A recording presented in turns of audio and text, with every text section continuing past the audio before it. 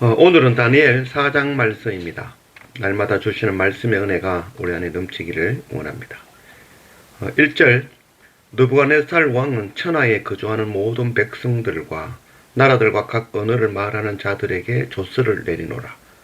원하노니 너희에게 큰 평강이 있을지어다. 지극히 높으신 하나님이 내게 행하신 이적과 놀라운 일을 내가 알게 하기를 절개하노라. 참으로 크도다 그의 이적이요 참으로 능하도다 그의 놀라운 일이요 그의 나라는 영원한 나라요 그의 통치는 대대에 이르리로다. 오늘 이 4장 말씀은 느부갓네살 왕의 간정문과 같은 글이죠. 그 자기가 경험한 것을 열방에 자기가 다스리는 모든 나라에 전하는 그 내용인 것이죠. 그래서 성경에서 유일하게 이방 왕이 기록한 그런 성경이라고도 할 수 있겠습니다. 이 느부갓네살 왕이 교만하여 높아졌을 때 하나님께서 그를 들의 짐승들과 같이 낮추시고 그가 회개하고 하나님을 바라볼 때 다시 왕으로 회복시켜 주신 그 경험, 그것을 다니엘이 해석하고 기록한 것이죠. 시편 145편 12절 주의 업적과 주의 나라의 위엄 있는 영광을 인생들에게 알게 하리이다. 주의 나라는 영원한 나라이니 주의 통치는 대대에 이르리이다. 시편 말씀과 오늘 이 2절 3절 말씀이 거의 동일하죠. 바로 이 다윗의 고백과 비슷하죠. 이 느부갓네살 왕 이후의 행적이 기록되지는 않았지만 아마 느부갓네살 왕은 하나님을 경배하는 자로 하나님을 섬기는 자로 거듭났다라고도 할 수 있겠습니다. 4절 나 느부갓네살이 내 집에 편히 있으며 내 궁에서 평강할 때에 한 꿈을 꾸고 그로 말미암아 두려워하였으니 곧 내 침상에서 생각하는 것과 머릿속으로 받은 환상으로 말미암아 번민하였노라. 느부갓네살 왕이 꿈을 꾸고 그것으로 두려워하고 그 꿈을 다니엘이 해석해주고 있는 것이죠. 20절 왕께서 보신 그 나무가 자라서 견고하여지고 그 높이는 하늘에 닿았으니 땅 끝에서도 보이겠고 그 잎사귀는 아름답고 그 열매는 많아서 만민에 먹을 것이 될 만하고 들짐승은 그 아래에서 살며 공중에 나는 새는 그 가지에 깃들었나이다. 왕이여 이 나무는 곧 왕이시라. 이는 왕이 자라서 견고하여지고 창대하사 하늘에 닿으시며 권세는 땅끝까지 미치심이니라. 이 느부갓네살의 꿈의 이야기죠. 큰 나무가 자라고 그 아래 많은 짐승들과 가지에는 새들이 깃드는 것을 보았던 것이죠.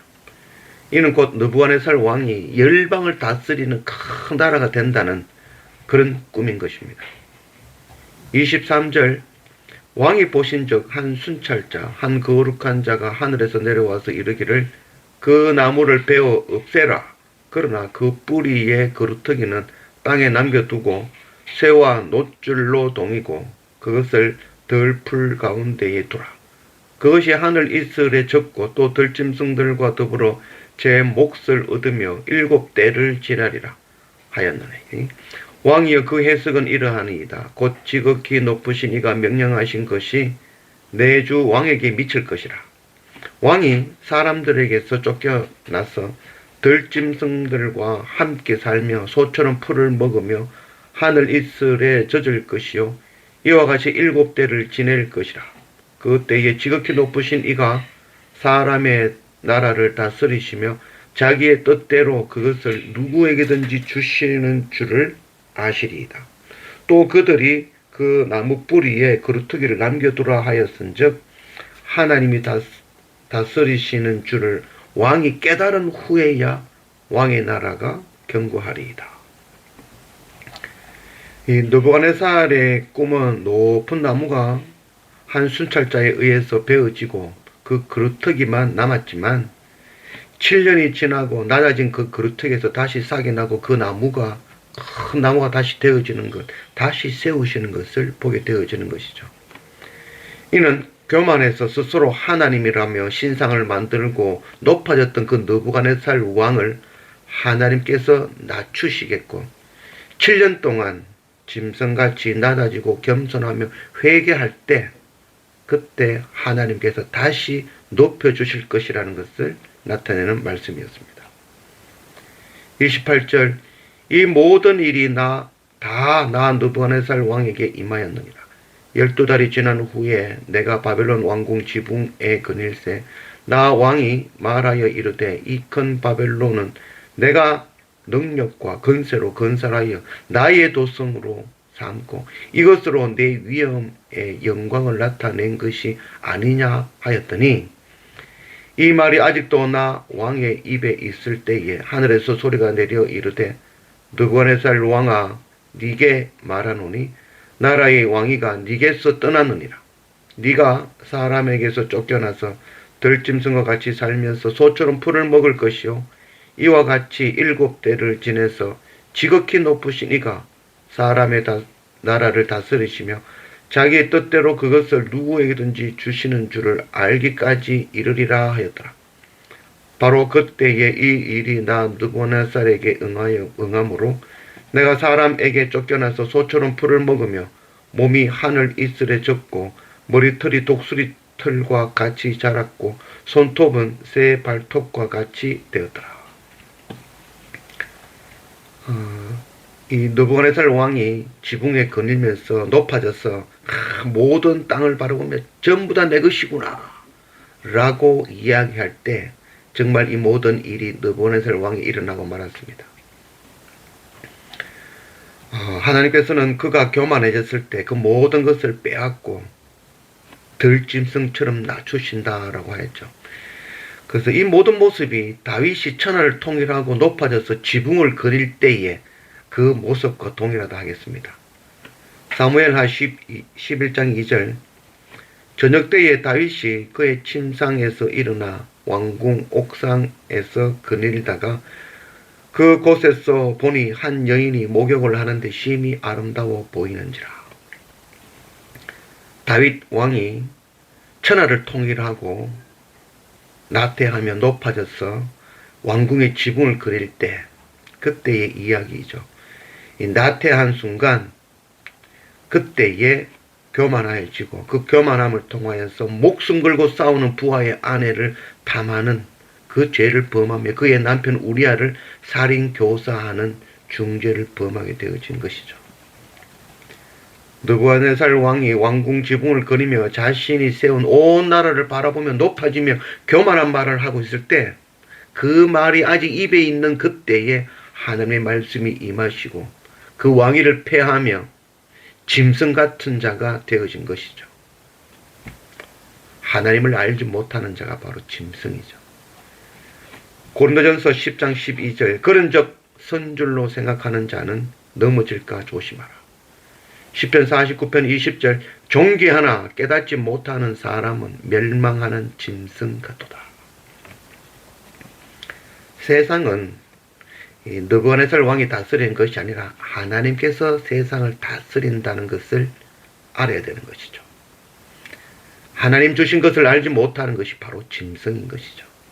하늘을 바라보지 못하고 땅을 구하고 땅의 것을 구하며 땅을 바라보는 자, 그가 바로 짐승인 것입니다. 사람이 하나님을 알지 못하면 풀을 뜯어먹는 짐승과 다를 바가 없는 것입니다. 과연 나는 짐승이 아닌지 돌아봐야 될 것입니다. 34절 그 기한이 참에 나 느부갓네살이 하늘을 우러러 보았더니 내 총명이 다시 내게로 돌아온지라. 이에 내가 지극히 높으신 이에게 감사하며 영생하시는 이를 찬양하고 경배하였나니 그 건세는 영원한 건세요 그 나라는 대대에 이르리로다. 땅의 모든 사람들을 없는 것 같이 여기시며 하늘의 군대에게든지 땅의 사람에게든지 그는 자기 뜻대로 행하시나니 그의 손을 금하든지 혹시 이르기를 네가 무엇을 하느냐 할 자가 아무도 없도다. 그때에 내 총명이 내게로 돌아왔고 또 내 나라의 영광에 대하여도 내 위엄과 광명이 내게로 돌아왔고 또 나의 모사들과 간원들이 내게 찾아오니 내가 내 나라에서 다시 세움을 받고 또 지극한 위세가 내게 더하였느니라. 그러므로 지금 나 느부갓네살은 하늘의 왕을 찬양하며 칭송하며 경배하노니 그의 일이 다 진실하고 그의 행하심이 의로우심으로 교만하게 행하는 자를 그가 능히 낮추심이라. 참 놀라운 고백이 아닐 수 없습니다. 이 금신상이 뜨인 돌에 의해서 무너지는 꿈과 큰 나무가 찍히는 꿈은 동일한 그런 꿈이라 할 수 있겠죠. 교만한 세상의 나라는 반드시 무너지고 온전히 하나님의 나라가 세워질 것이라는 것을 말씀하고 있는 것이죠. 요한계시록에도 동일하게 말씀하고 있죠. 사탄의 마귀의 세상은 반드시 무너질 것이고 그를 따르는 곡과 마곡도 심판을 받을 것이고 하나님의 나라 새 예루살렘이 반드시 세워질 것이며 하나님의 백성들은 구원을 받을 것을 말씀한 것이죠. 심판과 멸망이 아니라 돌이킬 회개의 기회를 주고 있는 것입니다. 오늘 말씀에 보면 느부갓네살이 하늘을 우러러 보았더니 그때 다시 총명이 돌아왔다라고 말씀하고 있죠. 땅의 죄인이 하늘로 시선을 돌이킬 때 하나님의 속죄와 구원을 깨닫고 바라볼 때 그때 하나님께서 회복해 주신다는 것이죠. 느부갓네살 왕은 한 순찰자, 거룩한 자가 나를 고달프게 하고 고난을 주고 힘들게 한다고 여겼지만 하늘로 소리가 임하는 것이 복음이며 죄를 향한 하나님의 은혜이며 높은 것을 낮추시며 속죄라는 것을 깨닫게 되어지는 것이죠. 그가 하늘을 우러러 보고 그걸 깨달을 때 그의 총명이 다시 돌아오는 것이죠. 하나님을 아는 것이 바로 지식의 근본인 것입니다. 하나님은 느부갓네살 왕을 긍휼히 여기시고 그 거루터기 즉 그 생명과 왕위를 유지하게 해주신 것이죠. 그리고 그가 다시 회개하고 돌이키실 때 그를 다시 회복해 주신 것이죠.